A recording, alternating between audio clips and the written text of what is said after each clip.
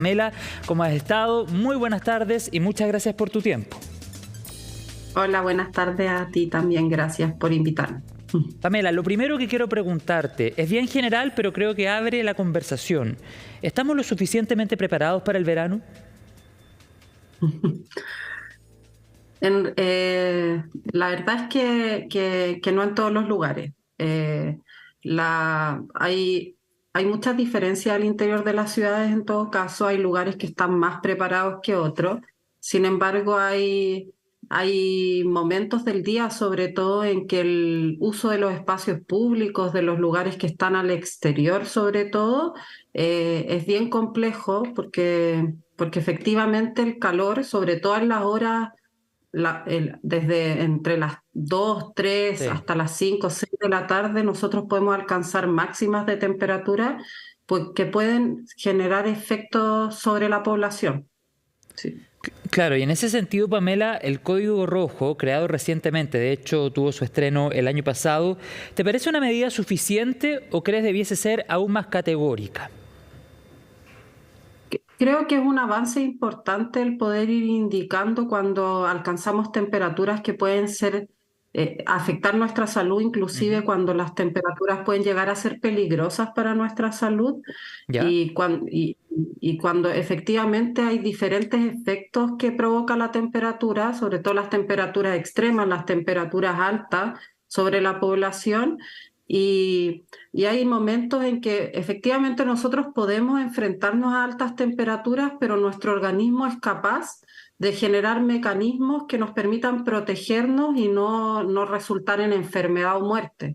O tenemos a la mano recursos como poder movernos a la sombra, ingresar a un espacio que tenga una temperatura más agradable. Sin embargo, hay momentos en que la situación se vuelve peligrosa Claro.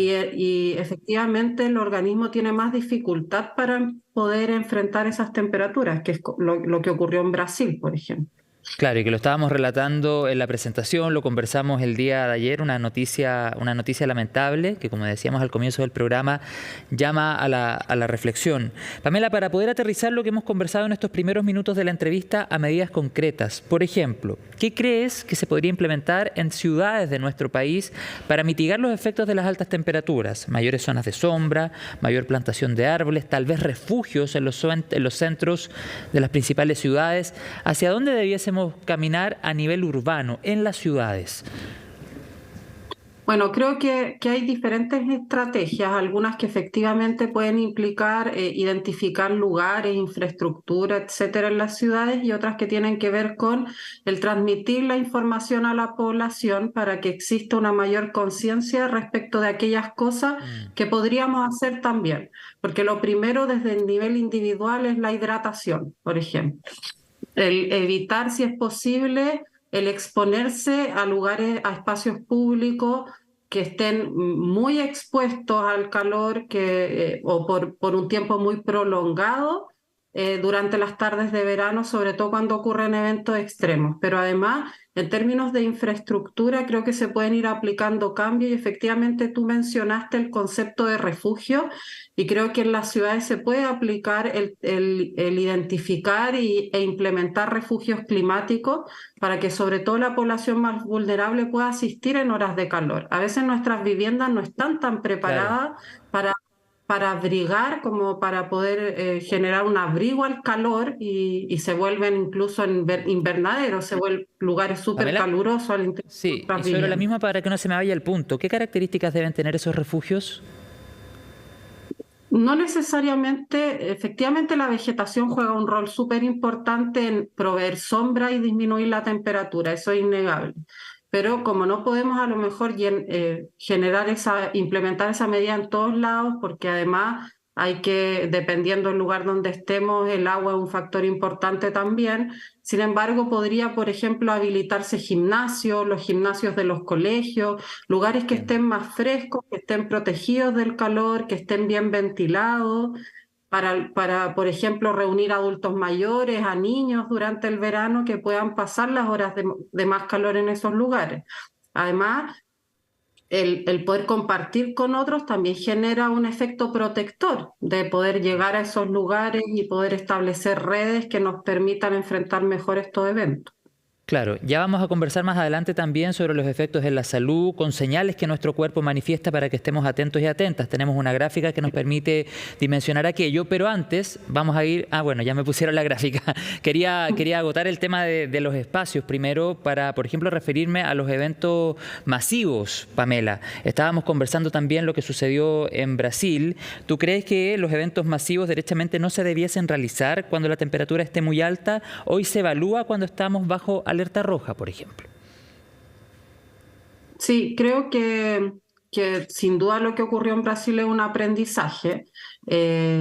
Uno debiese, desde mi punto de vista, bueno, y desde el punto de vista de la relación del clima con la salud, a lo mejor tender a evitar eventos masivos en las épocas en las que sabemos que vamos a alcanzar mayores temperaturas, o bien a lo mejor modificar horarios para que el evento sea un poco más tarde y por lo tanto la temperatura haya disminuido un poco, Y la el fila previa ingreso a también los sea más lugares. tarde, claro.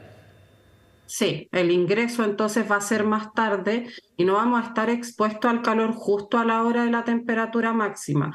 Otra cosa súper relevante es el tema del acceso al agua, de poder tener puntos de hidratación que no dependa de que la gente tenga que comprar una botella de agua, por ejemplo, al interior del recinto, mejor proveer lugares de sombra o no sé, prevenir que sean lugares cerrados, a lo mejor eventos no tan masivos, lugares cerrados en los que uno pueda controlar un poquito más las condiciones Sí, has dicho cosas bien ambientales. interesantes, Pamela, respecto a propuestas concretas. Y eso es lo rico cuando uno hace este tipo de entrevistas o se generan este tipo de conversaciones. Poner sobre la mesa no solo el diagnóstico de una determinada solución, sino también ir con medidas concretas. Por ejemplo, tú decías facilitar el acceso al agua, tal vez que estos eventos sean más tarde, pero ahí también se cruza con el tema de la seguridad y la crisis que vivimos, por ejemplo, por estos días. Pero podría ser una alternativa a evaluar, o a lo mejor que el espacio donde los asistentes esperan para el acceso al estadio, al recinto donde se va a desarrollar un evento masivo, también tenga sombra, es decir, que la organización del evento pueda proveer de mallas o de espacios con sombra para que la espera incluso en las horas previas sea bajo zonas de resguardo o sin una exposición directa al sol. Qué importante es conversar esto, Pamela, y ahora sí quiero que vayamos a la gráfica donde vamos a profundizar, Pamela, en las señales que entrega nuestro cuerpo. Me gustaría que nos fueras explicando los conceptos que vemos, por una parte, en el costado izquierdo, agotamiento por calor, y en el derecho, golpe de calor, y lo que se va generando en nuestro cuerpo, Pamela. Sí. Bueno, efectivamente el calor tiene un efecto sobre la población. Depende mucho también de las condiciones de la persona. Hay población más vulnerable al calor que otra. La Organización Mundial de la Salud establece que los menores de 5 años, los mayores de 65 años son más vulnerables a los eventos de calor extremo. Sin embargo, frente a las elevadas temperaturas, todos nos volvemos más sensibles, más vulnerables a que nuestro organismo sea o nuestra salud se vea afectada. Efectivamente, como vemos en la gráfica, hay diferencias. Nosotros podemos establecer que hay ciertas señales que va enviando el, el cuerpo, ¿cierto? Ujú. En principio sudoración excesiva, pero llega un punto además que nosotros ya estamos más deshidratados, que Claro. tenemos y esa sudoración va provocando que nos deshidratemos más. Entonces, la sudoración excesiva, por ejemplo, debería ser una señal de que necesitamos hidratarnos. Si nosotros empezamos a sentir efectos que tenemos sensación de desmayo o náusea o calambres musculares, es el punto en el que nosotros todavía podríamos aplicar estrategias, medidas para poder regular la temperatura nuevamente de nuestro organismo. Entonces ahí es donde uno podría ponerse a la sombra, hidratarse, tenderse en el piso, dejar de hacer actividad física, por ejemplo, si es que estamos en movimiento, para poder volver a la temperatura de equilibrio, como regular nuestra temperatura. Sin embargo, llega un momento en que se vuelve más peligroso cuando Claro. nosotros empezamos, como, bueno, como dice ahí, cuando ya está la falta de transpiración es porque nuestro cuerpo está enfrentado a una deshidratación. Sí. Hay Bueno, eventualmente ya cuando nosotros nos desmayamos, la pérdida de conocimiento, eso es cuando ya hemos llevado al organismo a un estrés muy grande por calor. Entonces podemos Pamela, efectivamente experimentar efectos de salud, ¿sí? y te quiero pedir otra recomendación a esta hora en CNN Tiempo. Por ejemplo, en medio de un evento masivo, si una persona está manifestando estos síntomas, ¿cómo la pueden ayudar los otros que están alrededor? Bueno, creo que debiese haber, bueno, me imagino que en los eventos siempre hay lugares o zonas en las que hay paramédicos, hay gente especialista, entonces a lo mejor es poder apoyar a esa persona para que sea trasladada a lugares más con sombra, que los puedan atender a un médico, que los puedan hidratar nuevamente, por ejemplo, evaluar su estado de salud. Efectivamente, evaluar además la conveniencia de que si es que nosotros hemos regulado nuevamente nuestra temperatura, nos volvamos a exponer a las mismas condiciones, Claro. si ya estamos debilitados. Entonces, creo que a lo mejor aumentar esos puntos también, facilitar el traslado a esos puntos, darle espacio a la persona para que se ventile el lugar donde está. Si una persona eventualmente manifiesta, se siente en un evento, a lo mejor a la entrada de los eventos masivos debiese haber algunas recomendaciones, algún folleto que les entreguen o informaciones escritas para que la gente que accede a esos lugares sepa cuáles son los mecanismos para poder ayudar a otros que están enfrentando estas condiciones.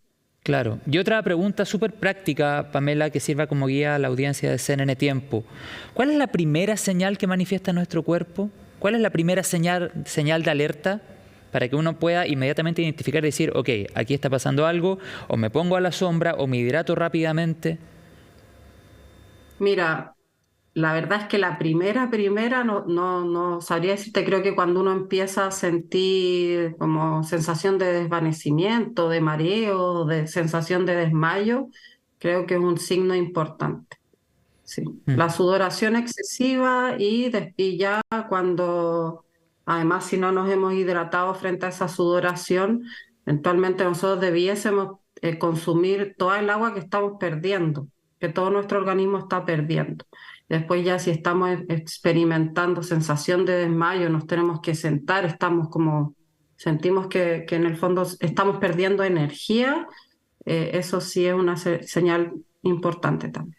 Sí, y capaz que con el tiempo, Pamela, y a propósito de la crisis climática, el alza en las temperaturas, la proyección, por ejemplo, de lo que se ha dicho para este lado del continente será el verano 2023-2024, capaz en el futuro vamos a derivar en la construcción de recintos que van a estar totalmente habilitados para poder desarrollar eventos masivos seguros. Hoy día tenemos infraestructura, por ejemplo, para deportes, hemos visto lo que pasó con los Panamericanos 2023, Santiago 2023, pero tal vez la tendencia va a caminar hacia allá, a crear espacios que puedan albergar a mucha cantidad de personas, pero que reúnan ciertas condiciones, como por ejemplo las que tú relatabas cuando hablabas de los refugios, por ejemplo. Sí, tenemos que ir aprendiendo y ir adaptándonos, implementando estrategias que nos permitan enfrentar estos eventos extremos, porque como tú bien dices, se ha observado un aumento de los eventos extremos en los últimos años. Y además hay una diferencia muy grande al interior de las ciudades. Hay lugares en los que se enfrentan mayores temperaturas también y ahí también hay que ir reconociendo cuáles son esos lugares en los que los espacios públicos, por ejemplo, necesitan Claro. ser intervenidos, o mayormente intervenidos, para efectivamente lograr que existan tanto acceso a lugares que sí reciben calor como que hay lugares sombreados. Respecto a a los eventos masivos, ahí hay que ir evaluando condiciones, fechas, localizaciones en la ciudad, porque te digo, hay lugares más que están más expuestos al calor que otros, Claro. y efectivamente acondicionar los recintos o bien implementar otro tipo de estrategia, hacer eventos más reducidos, un mayor No, número y de hay eventos. ciudades que tienen también temperaturas más altas, no así, por ejemplo, Sí, las zonas costeras de nuestro país, por ponerlo en ese sí. ejemplo. Pamela, yo te quiero agradecer la conversación, estamos en el tiempo, ojalá nos podamos ver nuevamente para seguir profundizando y también, por supuesto, pensando en que estamos tan cerca del verano y en todo lo que se ha proyectado serán los próximos meses. Muchas gracias, que tengas una buena tarde. Igual tú, muchas gracias.